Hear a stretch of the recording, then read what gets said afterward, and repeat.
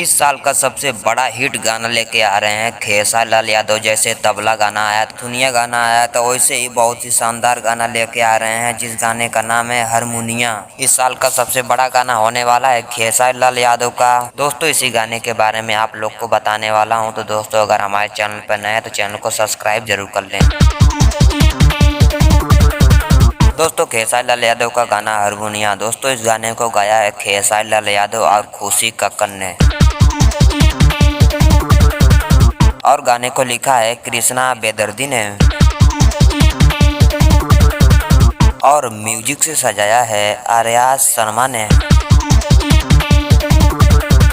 और दोस्तों आप लोग को बता दूं कि इस गाने में खेसारी लाल यादव के साथ नजर आने वाली हैं श्रुति रॉय।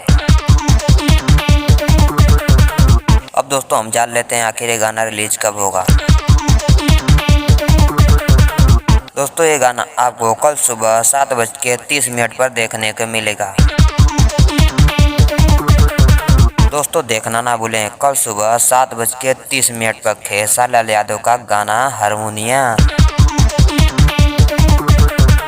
दोस्तों ये वीडियो आपको कैसा लगा? अच्छा लगे तो वीडियो को लाइक करके चैनल को सब्सक्राइब जरूर करिएगा।